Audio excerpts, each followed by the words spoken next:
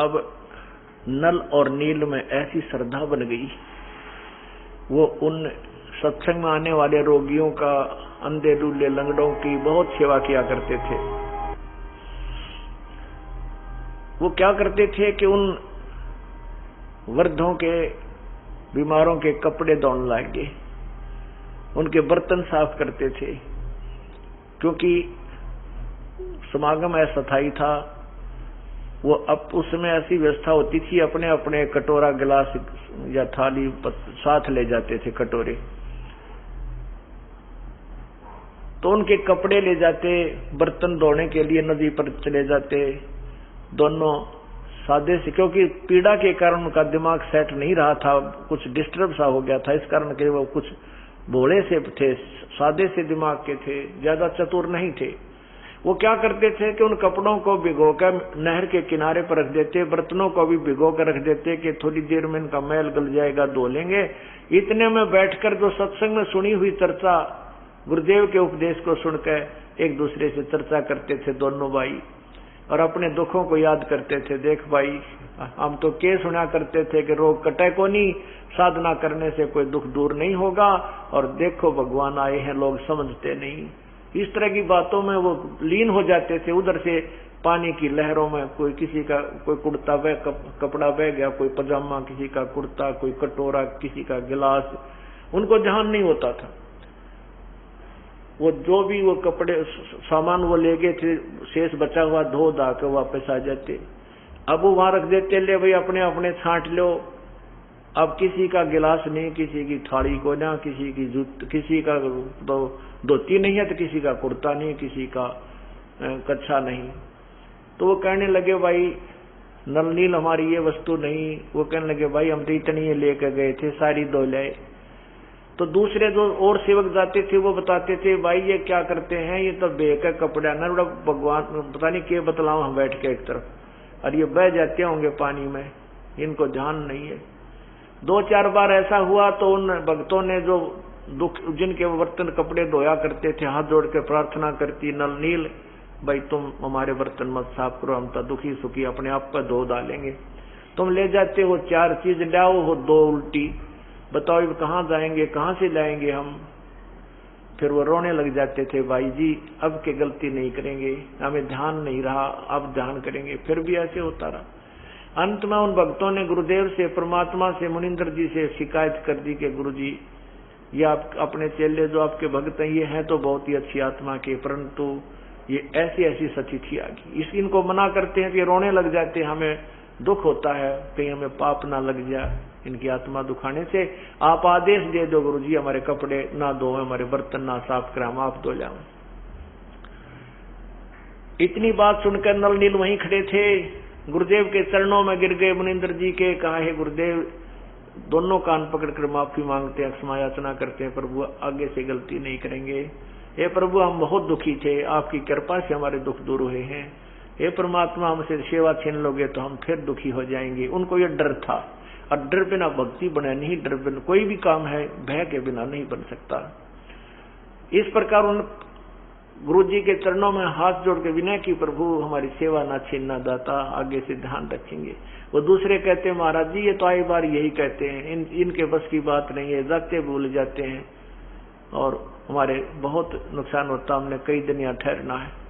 तब प्रभु ने कहा कि बेटा अब खूब सेवा करो नल नील, आज तुम्हें आशीर्वाद दे देता हूँ कि तुम्हारे हाथ से पत्थर भी नहीं डूबेंगे जल के अंदर। उस दिन के बाद उनसे कोई कपड़ा या गिलास नहीं डूबा, और उनके हाथ में यह शक्ति प्रभु कबीर अर्थात मुनिंदर जी की दी हुई प्राप्त हुई।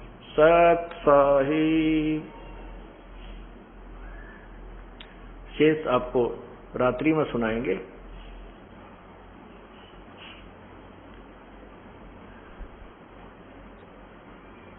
जैसा कि आपने सुबह के सत्संग में सुना था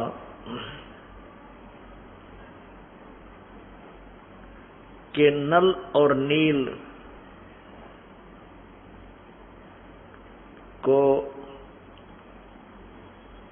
वो शक्ति कैसे प्राप्त हुई जिससे उनके हाथों से जल के ऊपर भारी से भारी वस्तु अर्थात पत्थर भी तैर जाते थे।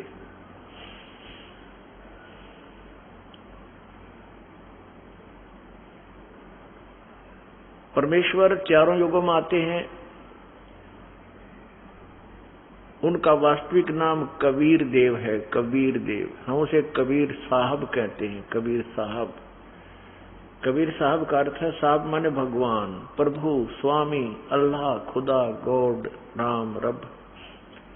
साहब, साहिब कहो, साहिब कहो, साहब कहो, ये सिर्फ ये केवल एक उच्चारण का अंतर होता है।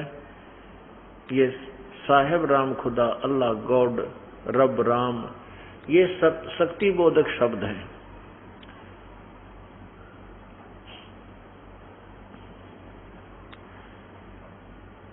आप सुन रहे हैं परमात्मा की, उस पूर्ण परमात्मा की महिमा।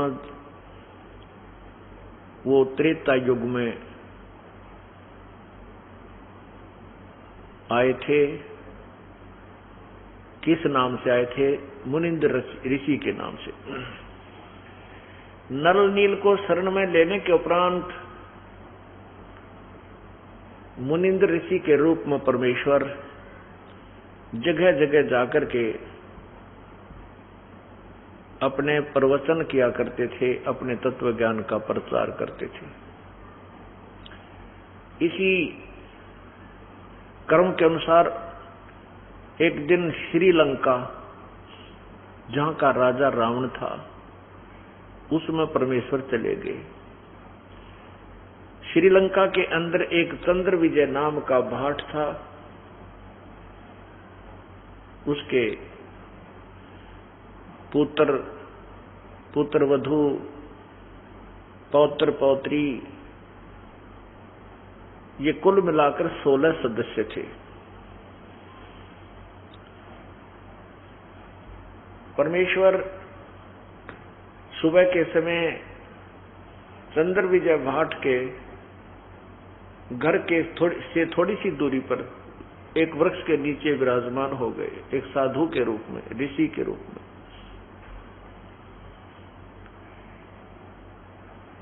चंद्र विजय भाट सुबह सुबह फ्रेश होने के लिए गया था। जब वो आ रहा था, उसने देखा कि एक महापुरुष एक वृक्ष के नीचे विराजमान है। उन्होंने, चंद्र विजय ने मुनिंद्र जी परमेश्वर के चरण छुए और प्रार्थना की कि हे ऋषिवर, आपके दास का ये मकान बिल्कुल साथ में है, एक बार चरण रखिए, हमारे घर को अपने श्री कमलों से, श्री चरण कमलों से पवित्र कीजिए। परमात्मा तो गए इसी उद्देश्य से थे। उन्होंने कहा, अच्छा भाई, कहाँ है तेरा मकान? कि ये साथ वाला ही है। परमात्मा ने वहां प्रवेश किया। 2, 3, 4 दिन तक वहां रहे, अपने तत्व ज्ञान का प्रचार किया। श्रीलंका का राजा रावण था।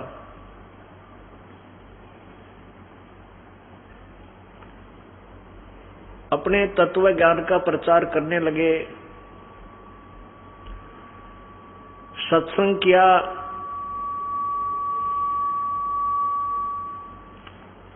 चंद्र विजय ने बहुत ध्यानपूर्वक परमात्मा की वाणी को सुना।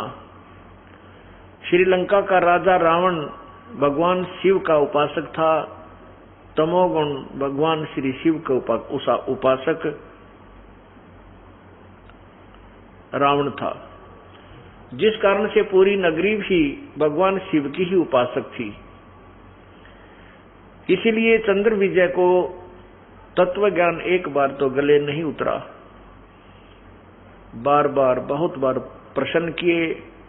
परमात्मा ने प्रमाणों सहित वो ज्ञान दिया।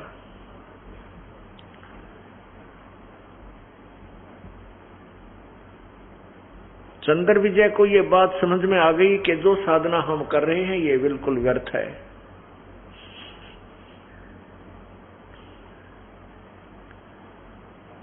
तत्व ज्ञान को समझकर चंद्र विजय ने उपदेश ग्रहण किया।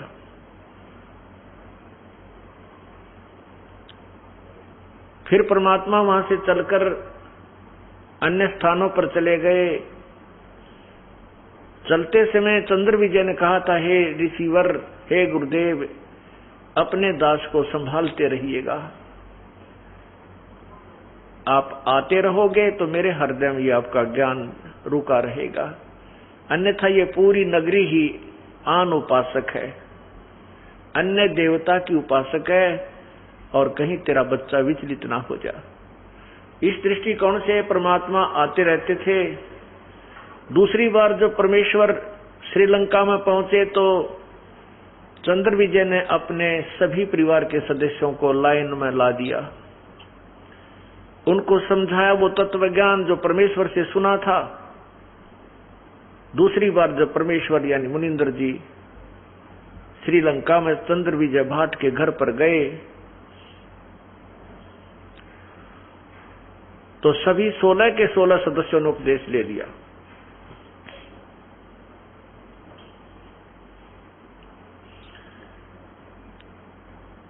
अब चंद्र विजय भाट जो है राजा रावण के घर में, राजा रावण के दरबार में जाता था, और भाट लोग राजाओं की महिमा के चुटकुले सुनाया करते थे, उनके भजन बना करके गाया करते थे, जिससे राजा लोग प्रसन्न होकर के उन्हें कुछ मेहनताना दिया करते थे। इसी प्रकार चंद्र विजय की पत्नी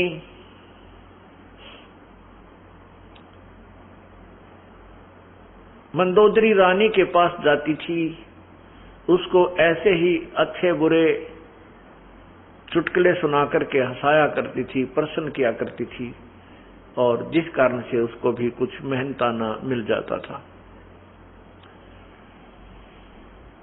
अब परमात्मा दूसरी बार फिर चंद्र विजय के घर लगभग 1 हफ्ता रुके। सभी सदस्यों ने और चंद्र विजय की रानी करमवती ने भी, चंद्र विजय की पत्नी करमवती ने भी बहुत ही ध्यानपूर्वक तत्व ज्ञान को समझा, सृष्टि रचना को घोट लिया। अब पहले तो मंदोदरी के पास जाकर के वो करमवती ऐसे बेहुदे श्लोक सुनाया करती थी, अच्छे बुंडे चुटकुले सुनाया करती थी, रानी को हंसाया करती थी।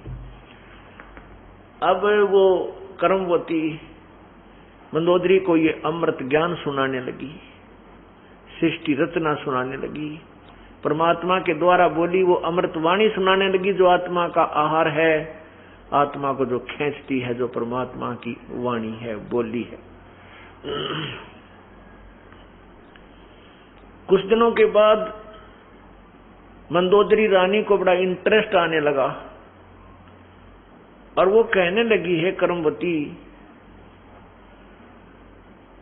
ऐसा निर्मल ज्ञान, ये ऐसी बढ़िया बातें तेरे अंदर कहां से भर गई? तू तो निरा गंध भरे फिरे थी, शुभ बोलना तो तेरे को जो है ना कभी गंवारा नहीं हुआ, और ये अमृत ज्ञान तुझे कहां से प्राप्त हुआ? करमवती ने कहा कि हे रानी, हमारे भगवान आते हैं, हमारे गुरुदेव आते हैं, उन्होंने हमारे को ये अमृत ज्ञान सुनाया है, और वो पूर्ण परमात्मा है, सारी सृष्टि के रचनहार है। पूरी कहानी सुनाई कि 3 गुणों की भक्ति में ये भूल रहा संसार, कह कबीर निज नाम बिना वही कैसे उतरे पार। अब मंदोदरी ने कहा कि करमवती, अब के तेरे गुरुदेव आवे तो मेरे पास बुला कर लाना। अब मंदोदरी रानी और करमवती एक नौकरानी। अब नौकरानी ये नहीं कह सकती कि मैं बुलाकर नहीं ला सकती अपने गुरुदेव को। सत्संगियों यानी उपदेशी का बोलना भी विधिवत होता है, उसका बैठना भी शिष्टाचार से होता है, चलना फिरना भी उसका एक शिष्टाचार से होता है। ज्ञान को सुनकर के करमवती ने कहा कि आपकी आज्ञा सिरोधार्य है रानी, परंतु मेरी एक अर्ज है। कहते हैं संत को बुलाना नहीं चाहिए, संत के पास स्वयं जाना चाहिए। वैसे जो आप आज्ञा दोगी मुझे शिरोधार्य है और आपकी आज्ञा का पालन करूंगी, अपने गुरुदेव से मैं अर्ज कर दूंगी। हमने सुना है कि संत को बुलाना नहीं चाहिए, स्वयं उनके चरणों में जाना चाहिए। यदि मैं कह भी दूंगी कि हे गुरुदेव मेरी नौकरी का सवाल है, एक बार आप हमारी रानी के यहाँ चलिए, और वो आ भी जाएंगे। अब यदि हृदय से नहीं आपको आशीर्वाद देंगे, वो ये मान सकते हैं कि रानी होकर के हमें बुला रही है, तो रानी यहाँ आना उनका आपके लिए लाभदायक नहीं होगा। मंदोदरी बहुत पुण्यात्मा थी, वो समझ गई तुरंत, उसने अभिमान नहीं किया। कहने लगी कि कर्मवती तू ठीक कह रही है, अब के तेरे गुरुदेवा में मुझे संदेशा भेज दिए, मुझे बता के जाना, मैं आपके गुरुदेव के दर्शन आपकी झोपड़ी पे आके करूंगी, आपके घर पे आके करूंगी। परमात्मा फिर पहुंच गए, क्योंकि अपने बाग को लगा करके माली संभालता रहता है, अपने बूटे को लगा करके संभालता रहता है। जैसे ये सत्संग हो रहा है, ये परमात्मा के बाग में ये बूटे दास ने लगाए हैं, तो ये सत्संग रूपी अमृत जल से सींचा जा रहा है। ये धीरे धीरे पेड़ हो जाएंगे और बहुत दृढ़ हो जाएंगे।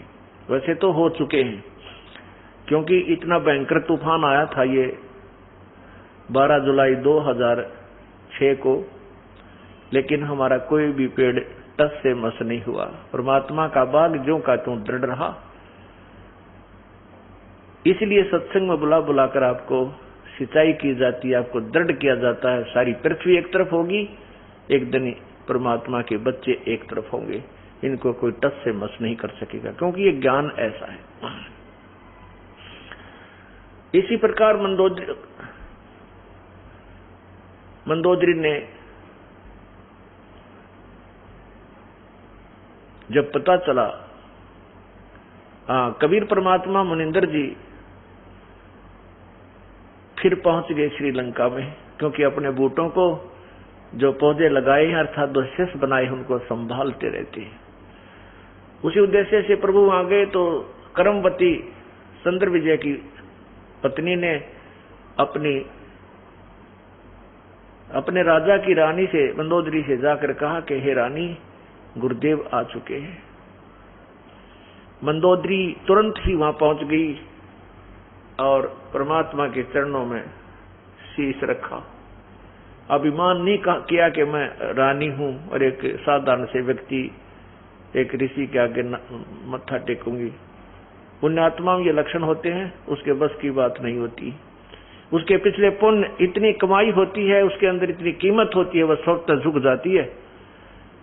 जैसे भक्तिहीन प्राणी होते हैं जिनके पूर्व जन्म की कोई भक्ति नहीं होती, या इस जन्म में भी उसने कोई ऐसी क्रिया नहीं प्राप्त हुई जिससे उसमें भक्ति धन प्राप्त हो, उसे भक्ति धन इकट्ठा हो, अर्थात उसकी कोई भक्ति बन रही हो, तो वो व्यक्ति आकड़ नहीं पाड़ा करे,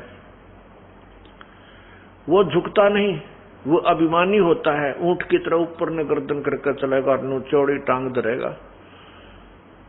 ऐसा जब तक तो हो सकता है पुण्यात्मा को ज्ञान ना हो, तो अनजानपने में कोई भी ऐसे अभिमान कर सकता है, कोई भी इस प्रकार की क्रिया कर सकता है। जब ज्ञान हो जाता है फिर उस पुण्यात्मा में वो प्रक्रिया नहीं रहती, वो सीधा एक सभ्य व्यक्ति की तरह चलता है, सभ्य व्यक्ति की तरह व्यवहार करता है, और उसके अंदर एक इतना गुण आ जाता है कि वो परमात्मा के दरबार में झुके बिना नहीं रह सकता। ये उसकी जैसे सरसों होती है, सरसों होती है, जब तक सरसों की फली कच्ची होती है उसकी कीमत नहीं बनती, उसमें दाना नहीं बनता, तो ऊपर को खड़ी रहती है ऐसे। और जो जितनी भी वो परिपक्व होती जाती है उसमें सरसों का दाना बन जाता है, उसमें वजन बन जाता है, उसकी वैल्यू बन जाती है, कीमती बन जाती है, तो वो झुकना शुरू कर देती है और अंत में इतनी झुक जाती है कि जमीन को छूने को हो जाती है। उसमें उसकी कीमत बन गई, सरसों के दाने उसमें भर गए फलियों में, वो कीमती बन गई। और जब तक वो कच्ची थी उसमें वो ना किसी कर्म की नहीं थी, ना उसका खल बने ना तेल बने, तब तक वो आकड़ पाड़ रही थी, ऊपर ने ऐसे खड़ी थी। जितनी कीमत होती चली गई उतनी ही वो झुकती चली गई। ठीक इसी प्रकार जो पुण्यात्मा पूर्व जन्म की कमाई से परिपक्व भरे हुए हैं, कुछ शेष रह गई थी वो उसमें पार ना हुए, अब सत्संग में आते हैं तो वो झुके बिना रह ही नहीं सकते। उनका स्वभाव, हम तो पत्थर के सामने प्रणाम किया करते थे, 2 ईंट लगा करके माता बना रखी होती जिस पर कुत्ते मुत्या करते, हम उस पर भी नमस्कार किया करते थे, क्योंकि हमारे अंदर वो गुण था, हमारे अंदर वो कीमत थी, भगवान का धन था, वो हमें झुकाए बिना छोड़ता नहीं था। और अब तो हमें रास्ता ही अकॉर्डिंग टू शास्त्र मिल गया। अब तो झुकन की बात छोड़, कोई नाट गर्दन मांगे तो भी सहर्ष स्वीकार दे देंगे परमात्मा, कभी ले लीजिए। पुण्यात्माओं के अंदर ये गुण होता है। मंदोदरी पूर्व जन्म की भक्ति से युक्त थी, इसलिए उसको उसी सौभाग्यवश उसको संत के दर्शन हुए, परमात्मा के दर्शन हुए, और जाते ही चरणों में मत्था टेक दिया। परमात्मा ने शीश पर हाथ रखा कि कहा, आओ महारानी, यहां दास के पास कैसे आना हो गया। मंदोदरी ने कहा, नहीं, मैं आपकी बच्ची हूं, मैं आपके बच्ची हूं, और हे प्रभु, मैं आप का ज्ञान सुनना चाहती हूँ। प्रभु ने 10-20 मिनट आध घंटा उसको सत्संग दिया। पुण्यात्मा थी, क्योंकि पहले वो कर्मवती से बहुत कुछ सुन चुकी थी, और फिर सामने परमात्मा बैठे। पुण्यात्मा चूकते नहीं, फिर तुरंत ग्रहण कर देते हैं। मंदोदरी ने उपदेश ले लिया। उपदेश लेने के बाद वो फिर जो ज्ञान परमात्मा से सुना था, कर्मवती से सुना था, परमात्मा द्वारा बताया हुआ, उसको स्वयं भी ग्रहण कर लिया। इस तत्व ज्ञान के अंदर एक और खासियत है कि जिसमें प्राणी स्वयं इस ज्ञान से पूर्ण परिचित हो जाता है, फिर उसके अंदर एक ऐसी प्रेरणा बनती है कि भाई को भी बता दूं, बहन को भी बता दूं, रिश्तेदार को भी बता दूं, कोई मिला दोस्त मित्र उसको भी सुना दूं, सहेली को भी सुना दूं, इसका भी कल्याण हो जाए। इसी दृष्टिकोण से मंदोदरी ने अपने देवर विभीषण से ये तत्व ज्ञान सुनाया। विभीषण ने कहा कि मंदोदरी, आप तो डांडी मार्गी, आप अकेली नाम ले आई, मुझे क्यों नहीं बताया आपने, मैं भी परमात्मा के दर्शन करता और उपदेश ले लेता। मंदोदरी ने कहा कि फिर कभी प्रभु आएंगे तो मैं अवश्य आपको बताऊंगी। परमात्मा ने फिर जाना ही था। जाते ही विभीषण ने कोई आनाकानी नहीं करी और चरणों में शीश रख दिया, परमेश्वर के उपदेश ले लिया। अब कुछ दिनों के उपरांत मंदोदरी के मन में आया कि मेरे पति रावण भी यदि परमात्मा की शरण में आ जाए तो इनका कल्याण हो जाएगा। अब प्रभु ने जो ज्ञान दिया था मंदोदरी रावण को बताने लगी। रावण बहुत नाराज हो गया, कहने लगा, तू बहका दी किसी ने, और भगवान शिव से ऊपर कोई शक्ति नहीं है। मैंने भगवान शिव की भक्ति की और अपने यहाँ से धड़ काट के उसके ऊपर चढ़ा दिए, उसको समर्पण कर दिए। उन्होंने मुझे वापस शीश दे दिया, मुझे सोने की लंका बख्श दी। मैं आज सिद्धि युक्त हूँ, आकाश में उड़ जाता हूँ, मेरे पास ये पावर है। पागल, तू किस चक्कर में पड़गी? किसने बहका दिया तेरे को? मेरे को ये शिक्षा देने की आवश्यकता नहीं है मंदोदरी। मैं भगवान शिव से अतिरिक्त किसी को नहीं मानता, ना मानूंगा। अब यहां परमात्मा उदाहरण देते हैं कि एक कोयल पक्षी होता है, कोयल, और कोयल जो मादा है वो अलग से घोंसला बना करके अंडे नहीं देती, बच्चे नहीं उत्पन्न करती, क्योंकि कौवे जो होते हैं वो कौवे और कौवी, उस कोयल के अंडों को खा जाते हैं, वो उनको सफल नहीं होने देते, उनमें से बच्चे उत्पन्न नहीं होने देते। तो कोयल क्या फार्मूला अपनाती है? मादा कोयल जब अंडे दे देती है किसी घोंसले में, और जिस समय वो कहीं चुग्गा चुगने जाती है मादा कौवी, तो पीछे से वो मादा कोयल उस कौवे वाले घोंसले में जहां पहले 2 अंडे दे रखे होते हैं, अपने अंडे उस समय उत्पन्न कर जाती है। अब वो कौवी आती है, वो देखती है 4 अंडे हैं, वो पहचान नहीं पाती मेरे कौन से हैं, दूसरे के कौन से। इस दृष्टिकोण से वो चारों को ही से देती है, चारों को ही वो सफल कर लेती है, उसमें से बच्चे निकल जाते हैं। जब वो बच्चे बनते हैं तो एक जैसा कलर होता है, एक जैसी उनकी क्रिया होती है, उनमें कोई पहचान नहीं कर सकता ये कौन सा कौवे का है, कौन सा कोयल का। अब कोयल देखती रहती है, दूर बैठकर वृक्ष की टहनी पर देखती रहती है कि मेरे बच्चे उड़ने लग गए कि नहीं, और पहचान कोयल को भी नहीं होती कि मेरे कौन से हैं, कौवे के कौन से। और पहचान हो जाए तो वो उनको ले नहीं सकती, क्योंकि वो उस कौवे के साथ घुल मिल चुके हैं। तो क्या फार्मूला अपनाती है? दूर पेड़ पर बैठकर वो कुहू कुहू की आवाज लगाती है। जो कोयल के बच्चे होते हैं वो ऐसे देखते हैं वो, क्योंकि जब वो उड़ने लग जाते हैं देख लेती है कि दूर तक उड़कर चले जाते हैं, फिर वापस आ जाते हैं, उस समय वो कुहू कुहू की आवाज लगाती है दूर पेड़ पर बैठकर। अब वो कोयल वाले दोनों बच्चे ऐसे चारों तरफ नजर घुमाते हैं कि ये आवाज कहां से आई। फिर वो उड़कर उस आवाज की तरफ चल पड़ते हैं। उधर से कौवी देखती है कि तेरे बच्चे गए, वो उनके पीछे दौड़ती है। वो काफी दूर वो कोयल फिर उड़कर आगे चली जाती है, कुहू कुहू करने लग जाती है। कोयल के बच्चे फिर आगे उड़ जाते हैं, अपनी माँ के बोली की तरफ भाग लेते हैं, उड़ जाते।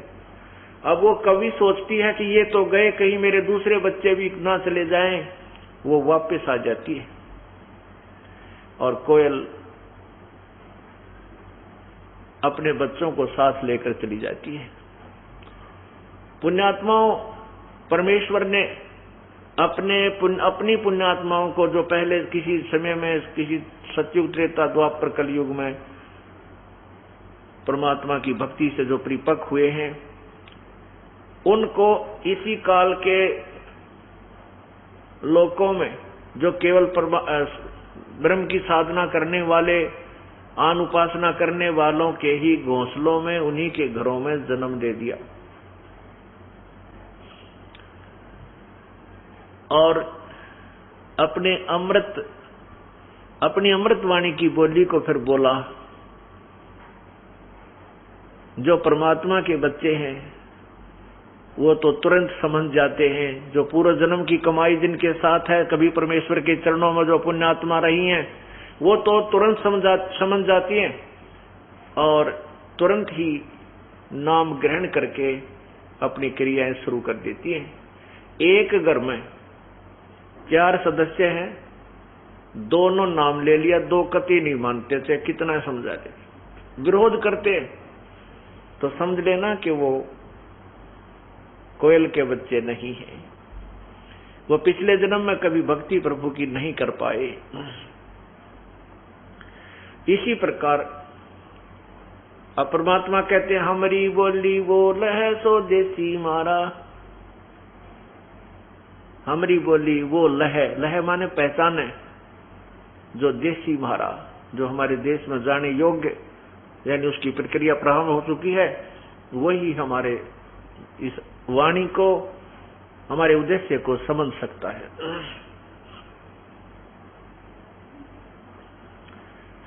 अब रावण नहीं माना।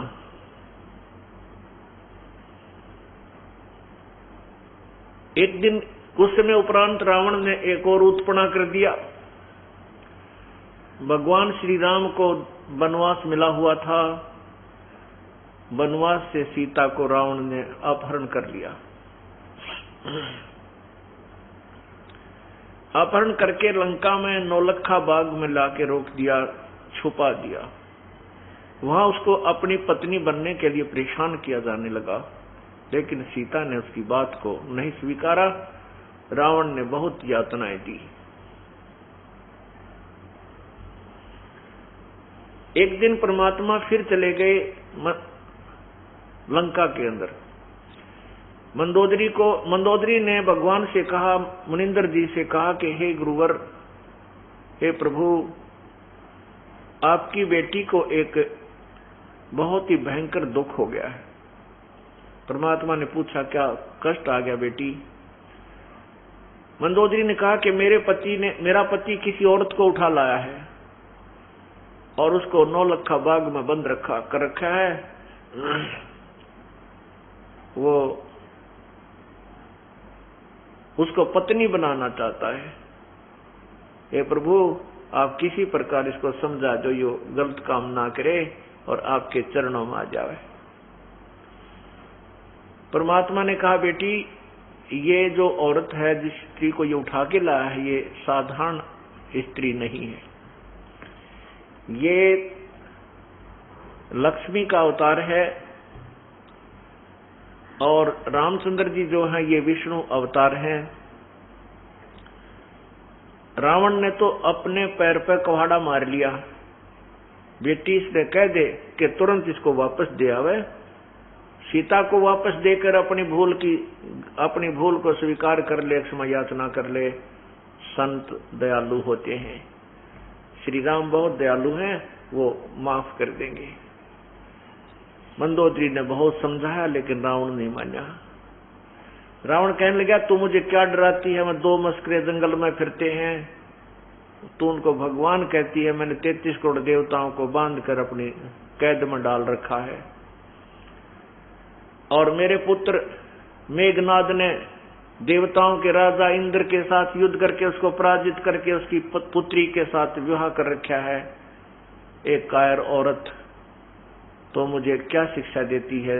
इन 2 जंगली लोगों से मुझे डराती है, इनको भगवान बताती है। मैं इस सीता को वापस नहीं दूंगा। मंदोदरी ने परमात्मा से कहा, हे परमेश्वर, मेरे पति देव को एक बार आप अपने मुख से समझा दो। यदि वो नहीं मानेगा तो फिर मैं विधवा भी हो जाऊंगी, मुझे दुख नहीं होगा। परमात्मा ने कहा, बेटी ठीक है, जाता हूं, बाकी इसकी बुद्धि विनाश काल होने से विपरीत हो चुकी है। अब परमात्मा मुनिंदर जी रावण के राज दरबार के सामने खड़े हो गए। पहरेदारों से कहा कि भाई मुझे राजा से मिलना है, मेरा संदेशा भिजवा दो।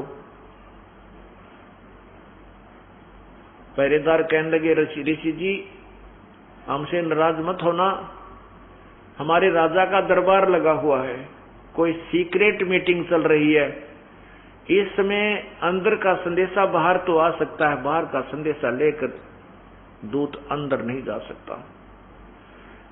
परमात्मा वहां से अंतर्ध्यान हुए और रावण के दरबार में, जो रावण ऊंची स्टेज पर विराजमान था, उसके सामने जाके प्रकट हो गए। रावण ने देखा कि ये व्यक्ति कैसे आ गया, ये ऋषि कैसे आ गया इस राज दरबार में, इसी सीक्रेट मीटिंग चल रही थी। किसने आने दिया? उन पहरेदारों को बुलाओ और उनकी गर्दन को कलम कर दो। बड़ा क्रोधी था रावण, क्योंकि तमोगुण का उपासक था, भगवान शंकर का उपासक था। परमात्मा ने कहा कि रावण, आपके पहरेदारों ने मुझे मना कर दिया था, उन्होंने बाहर से लॉक लगा रखा है, अंदर आने का कोई रास्ता नहीं है। रावण ने पूछा, फिर आप कैसे आए? प्रभु ने कहा कि मैं ऐसे आया, अंतर्ध्यान हो गई, अदृश्य हो गई और फिर प्रकट हो गई, कि मैं वहां से अंतर्ध्यान होकर तेरे दरबार के अंदर प्रकट हो गया, मैं ऐसे आ गया।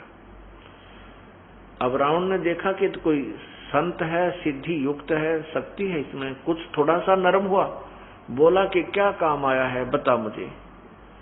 परमात्मा ने कहा कि रावण, जिस देवी को तू उठा लाया है ये आम स्त्री नहीं है, ये लक्ष्मी का अवतार है। श्री राम विष्णु रूप, जो श्री राम जी आए हुए हैं विष्णु ही समझो, और इस सीता को वापस देकर अपने जीवन की भीख मांग ले।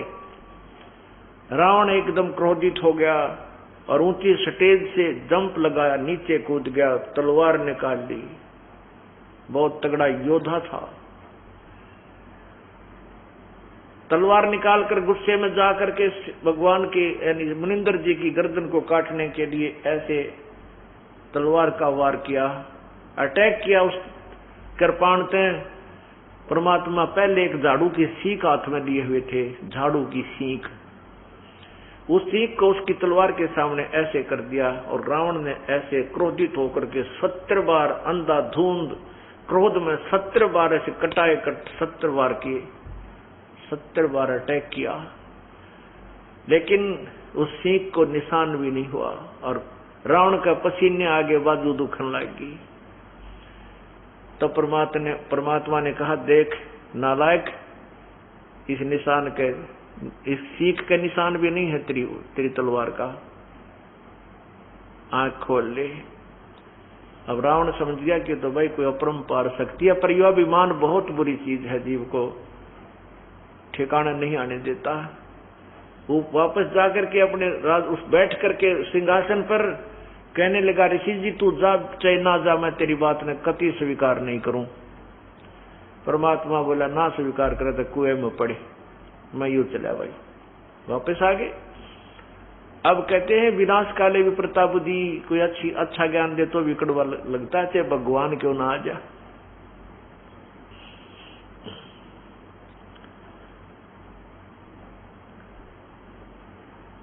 अब परमात्मा ने आकर कहा, बेटी मैंने तो जो कहना था कह दिया, लेकिन ये मानने को तैयार नहीं है। अब इसके बाद मैं भी इसको कोई सलाह राय नहीं दूंगा। मंदोदरी कहने लगी, हे गुरुदेव अब मैं निश्चिंत होगी, अब यो मरो चाहे जीवो, मेरा जो फर्ज था पत्नी रूप में मैंने इसका अन्न खाया है, इसके साथ रही हूं, मेरा फर्ज बना था कि मैं इसको कोई अंतिम सांस तक इसके जीवन की भीख मांगू। अब ये नहीं मानता है तो प्रभु यू मर जाएगा, मुझे कति मुझे दुख नहीं होगा। उस समय जब ये मीटिंग चल रही थी, प्रभु वहां प्रकट हुए, विभीषण भी विद्यमान थे। विभीषण ने आकर मंदोदरी से बताया कि आज तो गुरुदेव मार दिए होते भाई ने, लेकिन ये तो अपरंपार शक्ति है, उनके सीख को भी कोई निशान नहीं पड़ा और रावण ने 70 बार अटैक किया, तब फिट्टे मुंह होकर वापस जा बैठा।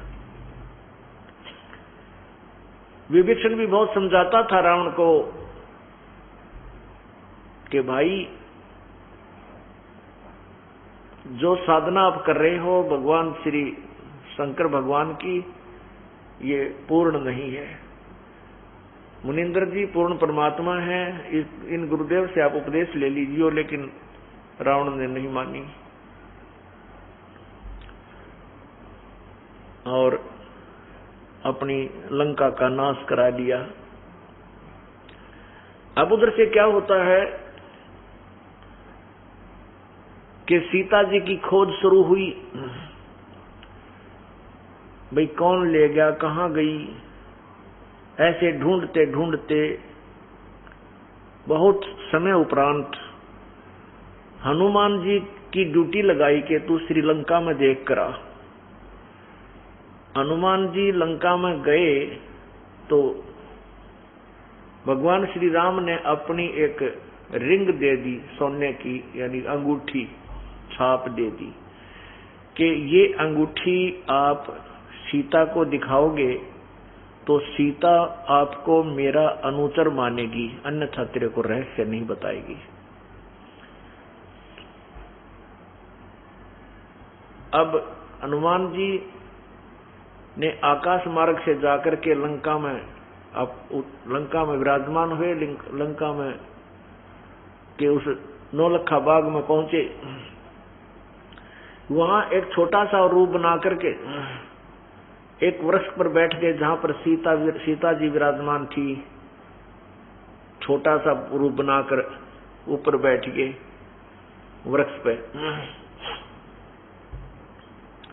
उधर से रावण आया, सीता को बहुत डराया कि तू मान ले मेरी बात को, तू राज करेगी, तुझे अलग से एक महल बना कर दे दूंगा, ये कर दूंगा। सीता कहने लगी ये गर्दन जा सकती है, अन्यायी तेरे सामने जब तक इसमें श्वास है समर्पण नहीं कर सकती। रावण को श्राप लगा हुआ था कि यदि तू किसी पराई स्त्री के साथ जोर जबरदस्ती करेगा उसी दिन तेरी मृत्यु हो जाएगी। इस डर से रावण आगे नहीं बढ़ पा रहा था। रावण के जाने के बाद रावण ने कहा कि अपनी नौकरानियों से कि इसको इतना परेशान कर दो कि समर्पण कर दे।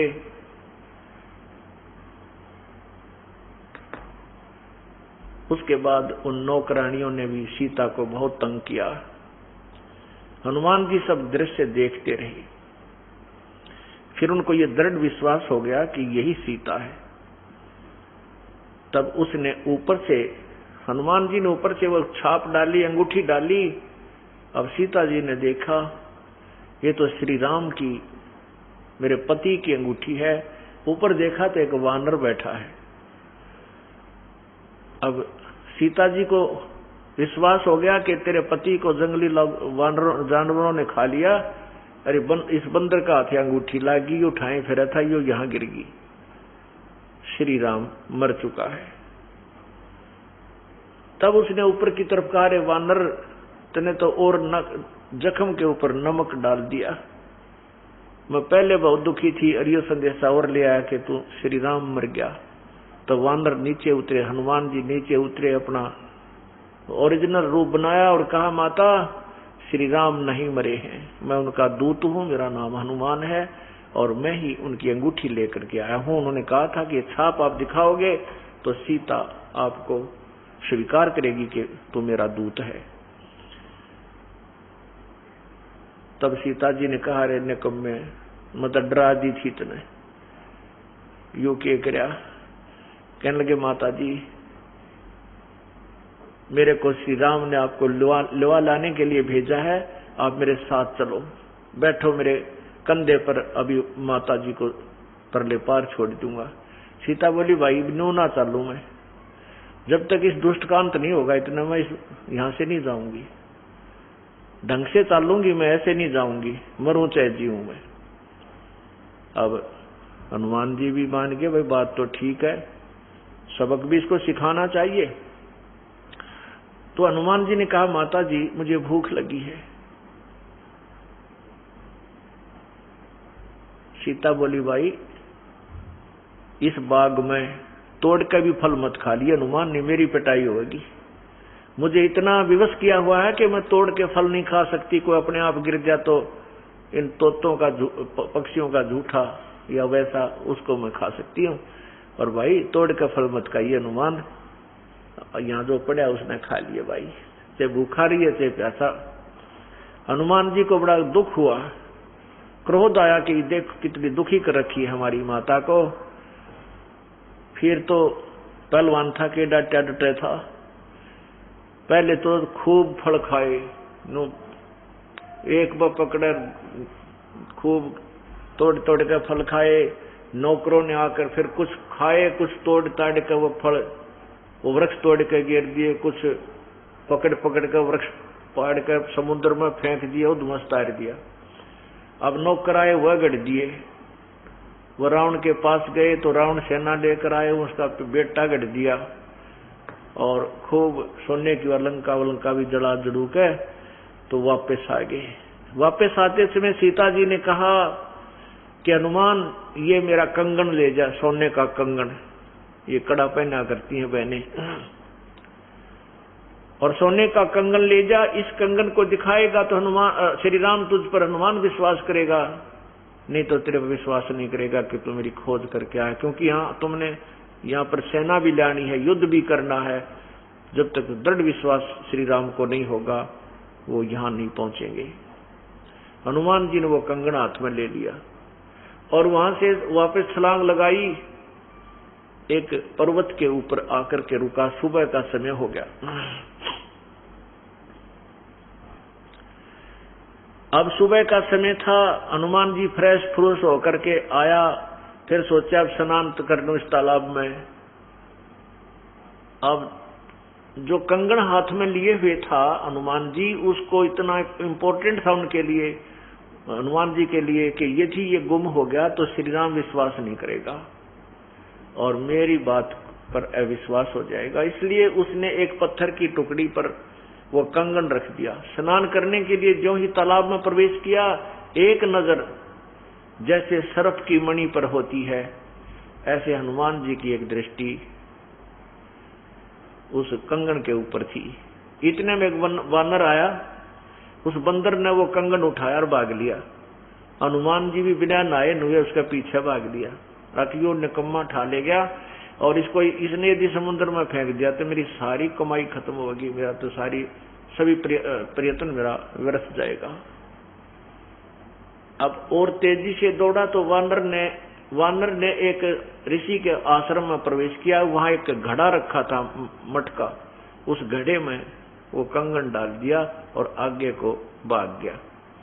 जब हनुमान जी ने देखा कि वानर ने वो कंगन मटके में डाल दिया तो सुख की सांस ली कि मटके में तो तमाम उठा लूंगा, अब कहीं नहीं जाता। धीरे धीरे फिर उस मटके के पास, घड़े के पास गया। जाकर देखा तो वो घड़ा उन कंगनों से भरा था, एक जैसे, सेम टू सेम। अब उस हनुमान जी ने देखा है तो नरे कंगन, इसमें तो बहुत ही कंगन है। सामने देखा तो एक ऋषि बैठे थे। अब हनुमान जी ने जाकर के उस ऋषि को प्रणाम किया। वो ऋषि कौन थे? मुनिंद्र जी थे। वही परमात्मा कहते हैं, सोचल छिद्र मैं करूं अपने जन के काज। परमेश्वर ने वो लीला की, एक आश्रम बनाया, उसमें एक घड़ा बनाया, वहां एक सुंदर तालाब बनाया जहां पर हनुमान जी नहाना चाहते थे। एक सुंदर बाग बनाया जहां पर फलदार वृक्ष लगे हुए थे। ऋषि को प्रणाम किया तो ऋषि जी ने कहा कि हनुमान आओ, बजरंग बली आओ, महावीर आहार करो, फल खाओ। हनुमान जी बोला, ऋषि जी मुझे तो कुछ भी अच्छा नहीं लग रहा, पहले मेरी समस्या का समाधान कीजिए। मुनिंद्र जी ने पूछा क्या समस्या आ गई आपके ऊपर, बताइए। हनुमान जी ने कहा कि ऋषि जी, भगवान श्री राम को वनवास हुआ है और सीता जी को लंका के राजा रावण ने उठा लिया है, अपहरण कर लिया है। मैं उसकी खोज करके आया हूं। मुनिंद्र जी कहने लगे, भाई कौन राम, किस राम की, कौन से नंबर के राम की बात कर रहा है तू? कौन राम है, कौन से नंबर की सीता है? अब हनुमान जी कहने लगे, ऋषि जी आप कौन सी दुनिया में रहते हो? सब जगह तो हाहाकार मचा हुआ है कि श्री राम को वनवास हो गया है और सीता का अपहरण हो गया है। परमात्मा यही पूछना चाह रहे हैं। परमात्मा ने कहा, मैं यही पूछना चाह रहा हूं, भाई कौन से नंबर का राम है यू? ऐसे ऐसे राम ना जाने कितने को बार आ लिए, तेरे जैसे हनुमान भी पता नहीं कितनी बार यहाँ आकर के ये खेल करके चले गए। हनुमान वो वास्तविक राम का था, तुमने बेराय को ना। हनुमान जी कहने लगा, ऋषि जी मेरी समस्या का समाधान करो। मैं आपकी बात को नहीं सुनना चाहता, आप जो ऊट पटांग बातें श्री रामचंद्र जी के बारे में कह रहे हो। परमात्मा बोले, भी ना करना चाहता तो जाओ। अब हनुमान जी कहने लगे, मैं जाऊं कैसे? मैं सीता जी की खोज करके आया हूं, माता जी ने कंगन मुझे दिया था, उस कंगन को वानर ने आपके मटके में डाल दिया। ऋषि जी बोले, फिर डाल दिया तो ले जा अपने ने। हनुमान जी कहने लगा, भगवान उसमें तो एक जैसे बहुत ही घने कंगन पड़े हैं, ये क्या माजरा है, ये क्या रहस्य है? मुनिंद्र जी कहने लगे यही रहस्य तो समझाऊं था तो सुनने तैयार को नहीं, आप सुनना नहीं चाहते, मैं यही बताना चाहता था कि युग के क्या क्या माजरा है, क्या रहस्य है। तब परमात्मा ने कहा भाई पूर्ण परमात्मा कोई और है, मैं उसी का संदेश वाहक बनकर आया हूं। जिसको तुम राम मानते हो ये नासवान है, और ऐसे ऐसे ना जाने 30 करोड़ राम आकर के चले गए, और ये जो मटका भरा है ना, मैं यहीं बैठा हूं भाई। एक लीला करनी थी मालिक ने, और तेरे जैसे हनुमान प्रत्येक बार जब भी ये त्रेता युग आता है ऐसे ही एक राम आता है और ऐसे ही एक हनुमान बनकर आता है, एक आत्मा। और ऐसे ही वो कंगन लेकर आता है और उस मटके में डाल जाता है, गिन के देख ले भाई। तो हनुमान जी ने कहा कि ऋषि जी यदि मैं आपकी बात को सच मानूं तो एक शंका और उत्पन्न होती है कि जो कंगन लेकर हनुमान आता होगा वो कंगन लेकर भी जाता होगा। परमात्मा ने कहा हाँ बिल्कुल ठीक बोला, इस मटके में मेरी कृपा से एक ऐसी शक्ति है कि इसमें जो भी वस्तु डाल दी जाती है वो उसका फोटो स्टेट बना देता है, एज इट इज एक और बना देता है, एक की दो बनाता है। ऋषि जी ने एक कटोरी उठा करके हनुमान जी के सामने उस मटके में डाल दी, एक की ऐसी कटोरी एक और बन के साथ में रखी गई। उठाकर देखा, देख है कोई पहचान इनमें तक नहीं। तो इसी प्रकार इसमें एक शक्ति है, एक कंगन ले जा कोई उठा करके और दिखा मिला लिए उस सीता जी के दूसरे कंगन तक। हनुमान जी ने तब तो जल्दी करनी थी, वो कंगन उठा लिया जो सोच कर भी ऋषि जी कह रहे हैं और कोई चारा भी नहीं है, और उठाकर कंगन चल पड़ा बिना कुछ खाए पिए।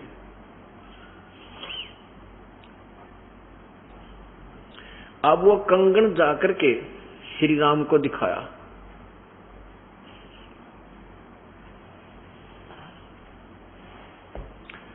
उस कंगन को श्री राम को दिखाया तो श्री राम ने तुरंत पहचान लिया कि तो सीता जी का है। तब हनुमान जी ने सुख की सांस ली, हे भगवान कंगन तो ठीक कप आ गया। अब श्री राम जी ने पूछा, श्री राम जी ने ये सोचा कि यदि सीता जी ने रावण के साथ कंप्रोमाइज कर लिया होगा तो मैं सेना नहीं चढ़ाऊंगा, फिर लाकर करूंगा क्या, क्यों दुनिया के लाल मराए। और यदि उसने रावण के साथ कंप्रोमाइज नहीं किया होगा तो हम युद्ध करके सीता को उठा लाएंगे, छुटवा देंगे। इस दृष्टिकोण से हनुमान जी से बाईपास बात करने लगा, हेरा फेरी सी करके पूछने लगे। श्री राम जी हनुमान जी को एक तरफ ले गए, आजा मेरे प्यारे संत जी बताओ आपने भोजन कहाँ खाए भाई लंका में? रावण के घर खिला के लाई होगी सीता तुझे। सीता जी ने भाई वस्त्र तो बहुत सुंदर पहन रखे होंगे, गहने गाने भी अच्छे लगा रखे होंगे। तब हनुमान जी कहता है, ए रघुवर, ए श्री रामचंद्र जी, मैंने सीता जी से कहा था माता मुझे भूख लगी है। सीता जी ने कहा भाई बेटा हनुमान, मेरे को यहाँ पर फल तोड़कर भी खाने का अधिकार नहीं है इस बाग के अंदर, और भाई तू भी मत छेड़िए, नहीं तो भी मत तोड़कर खाना, नहीं तो मुझे पीठ डालेंगे। भाई कोई नीचे गिरा पड़ा होता फल खा लेना। वो किसकी सीता जी कहाँ मुझे भोजन करा के लाओ थी श्री राम जी। तो फिर मैंने क्या किया कि सारे तो उसका बाग पाड़ दिया और सारे वृक्ष तोड़ डाले, 9 लाख के बाग को कति उजाड़ दिया और तोड़ फोड़ कर समुद्र में फेंक गया। मुझे बड़ा गुस्सा आया। अब श्री राम ने पूछा कि सीता रावण के पास जाती होगी? तब उसने सारी कहानी बताई कि मैं वृक्ष के ऊपर बैठ गया था श्री राम जी, और रावण आया था। रावण ने बहुत बुरी भली कही, सारा कुछ लालच दिया, लेकिन सीता जी ने कहा कि ये शरीर श्री राम के लिए है, तेरे जैसे पशु के लिए नहीं है, और ये शीश जा सकता है, मैं समर्पण नहीं करूंगी। तब श्री राम ने हनुमान जी को सीने से लगाया कि वाह मेरे प्यारे संत ने मेरा पेटा भर दिया, मुझे विश्वास दृढ़ कर दिया, अब सेना तैयार करो और समुद्र पर पुल बनाने की तैयारी करो। अब सबसे बड़ी समस्या ये आ गई कि समुद्र पर पुल कैसे बने।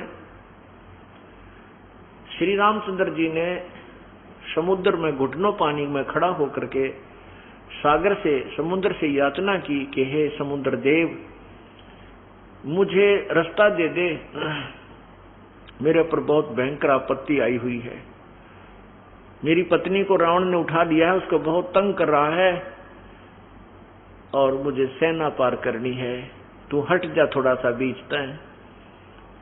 अब 3 दिन तक ये प्रार्थना करते रहे, ना खाया ना पिया, लेकिन समुद्र तब से मस नहीं हुआ। तब श्री राम ने कहा कि लक्ष्मण, ये लातों के भूत बातों से नहीं मानते, मेरा अग्नि बाण निकाल, इस समुद्र को जला देता हूं। लक्ष्मण जी ने श्री राम को वो अग्नि बाण दिया और जो ही उन्हें प्रत्यंचा पर चढ़ा कर हमारा चलाना चाहा, उसमें से लपटें निकलने लगी अग्नि की। तभी समुद्र देव वहां प्रकट हुए ब्राह्मण रूप में और कहा, श्री राम जी ऐसा काम करो, सर्प भी मर जावे, लाठी भी ना टूटे। तब श्री राम ने कहा, भी ऐसी कौन सी विधि है? समुद्र देव ने कहा कि आपकी सेना में नल और नील नाम के 2 सैनिक हैं। आपके सैनिक अर्थात आपके सहयोग में आए हुए, क्योंकि उस समय ये सभी आसपास सब सिलसिला हो गया था कि ये हो रहा है, वो हो रहा है, काफी समय तक ढूंढ रहे थे। ढूंढते ढूंढते जो भी जिससे मिलता कि ऐसी आपत्ति आ गई है राजा दशरथ के पुत्र पर, पहले तो वनवास, ऊपर से सीता का अपहरण, तो प्रत्येक को हमदर्दी हो जाती है और साधु संत भक्तों में ज्यादा दया होती है। तो नल नील भी उनके गेले हो लिए और पहुंच गए वहीं पर, लाठी ठाक है कि हम भी आपके साथ हैं। तो उस समय बहुत से लोग इकट्ठे हो गए थे, बहुत सी सुग्रीव की भी सेना थी, और यहां तक लिखा है कि भगवान शंकर के लोक से भी 18 करोड़ आत्माएं आकर के वहां पर किसी ने कोई रूप धारण कर लिया, किसी ने सैनिक का रूप धारण कर लिया, कोई लंगूर बंदर बन गया, बहुत घनी सेना हो गई थी। तो नल नील भी वहां पर थे। तो श्री राम ने नल नील को बुलाया। अब नल नील से पूछा, क्यों भी तुम्हारे अंदर कोई ऐसी शक्ति है तुम्हारे पास? अब उस दिन पुण्यात्मा ये ध्यान से सुनना, ये जीव मार कहां खाता है।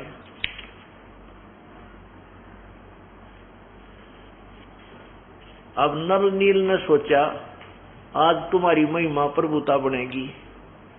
आज श्री राम भी फेल हो लिए, हनुमान भी फेल, अंगद भी फेल और सुग्रीव भी फेल। आज तुम्हारी महिमा बनेगी, तुम्हारे हाथ में पावर है और पत्थर तर जाएंगे। तो श्री राम ने कहा, क्यों भी तुम्हारे हाथ में कोई ऐसी शक्ति है? तब नल नील ने कहा कि हाँ जी,